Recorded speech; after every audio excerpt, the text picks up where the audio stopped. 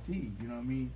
You got to work Wednesday, Thursday, Friday, Saturday, Sunday, Monday. Give them Monday and Tuesday and Wednesday to go to where they need to go. So at least they got 2 days to do what the fuck they want to do. Because even imagine, when you come home, if you got your parents or your girl or whatever, that whole day is with that person, not to mention everybody else that want to grab you. So next thing you know, Wednesday's already here. You know what I mean? But the game built like that though, right? You need those 2 days. You know what I mean? You need those days just to rejuvenate because you're not sleeping right. All that shit's going down. And even after a while, you got to be like, okay, we're going to work hard for a month and a half, then we're going to take a month off. Let me tell you something. Sleep is very crucial, bro. Especially, I remember when I was working hard as an engineer over North Miami back in my old studio. Shout out to Whoever Studios. Ozzy was good. I remember I used to do late nights, all night sessions, man. I wake up, be done like 4:35 in the morning. Then when I catch myself riding home all the way from North Miami to Miramar. Let me tell you something. It got to the point where I started falling asleep on the road, right? You understand what I'm saying? I used to catch myself falling asleep, and then eventually I wind up getting to my house one day. You know what I'm saying? As soon as I turn on the block, pass out, crash right into my neighbor's tree. Oh damn! How many hours of sleep you think you need?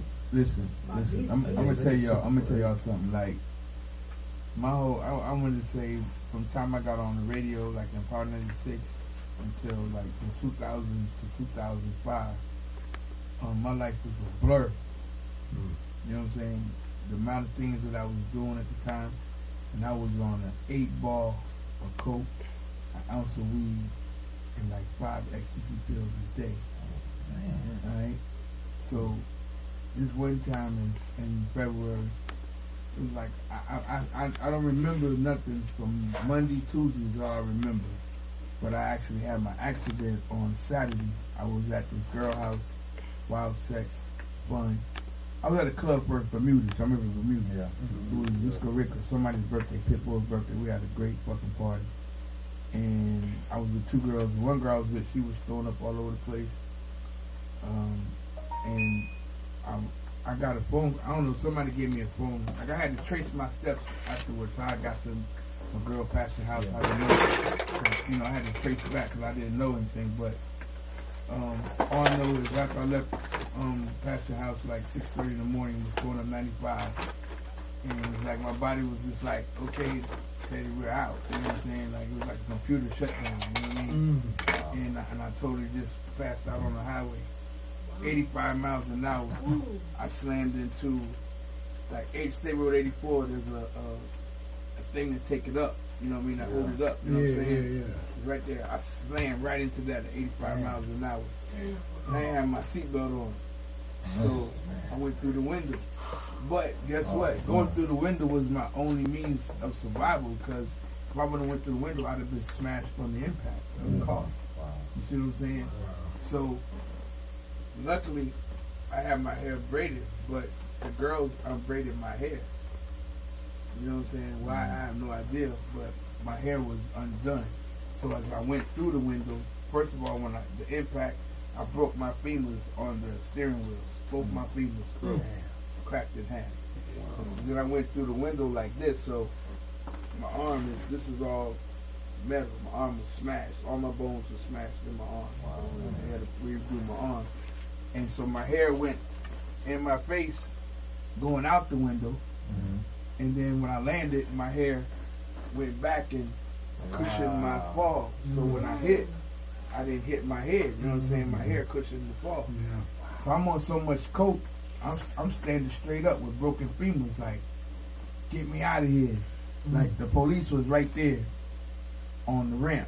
And then there was an ambulance right behind me. So as soon as it happened, boom, they all right there. And I don't even have to wait for nobody to come. They seen it, they stopped like, holy shit. Then they get there, I'm standing up like, get me out of here. The aliens are trying to get me. I'm talking about aliens, you know what I'm saying? Then I pass out, I die. I come back, and when I come back, I stood all the way back up again. Like, Didn't y'all hear what I said? Get me out of here. They just tried to snatch me again. He was able to get me. So they got me in. I went to the hospital. They was like, yo, he's not going to live. He's just so fucking high that his body is in shock. You know, he doesn't even know what he's going through because I'm having conversation. You know what I'm saying? So they trying to put me in a coma, and they like, Teddy, yep. Teddy, yep. Teddy, yep. They're like, God damn, this boy got a high tolerance of drugs. You know what I'm saying? So I was in the hospital for like a month. And my left leg healed. Like I went to, this happened February 28th. My sister's birthday was 29th. It was a leap year. You know what I'm saying? On March 23rd, 24th, I was out of the hospital going to rehab. And then by April 23rd, 24th, I was back on radio. You know what I'm saying? Like the people, they was like, first of all, we don't know how you're alive. You're not going to be able to walk. You know, we don't know. You know what I'm saying? When I got to rehab, I walked that day. I walked 6 steps that day. Like, in my mind, I never really actually experienced my accident. I never got to actually feel it. I didn't know. I couldn't remember anything. You know what I'm saying? Because I passed out. So, I never got to actually feel the trauma of it. So, I don't know that it really existed. I just woke up. Right. You know what I mean? Like, all I could do is move this arm because there's nothing else on my body. You know, they say when you're intoxicated or under the influence and you get in a car accident, they say sometimes that's some of the best things to be under because when you pass out, your body's limp. And they say because it's limp, it's like a rag doll. So it's like if you're stiff, everything gonna mash up. You understand what I'm saying? Yeah. So when you hit something, when you like this and you just flailing all over, you move the force of the energy. You know what I'm saying? You're going with the flow. Yeah. Your body's going with the flow. Exactly. You said something interesting about that you died. Do you remember the feeling of it? I mean, I'm going to tell you, like, my whole experience of me going through my accident was something I had to go through.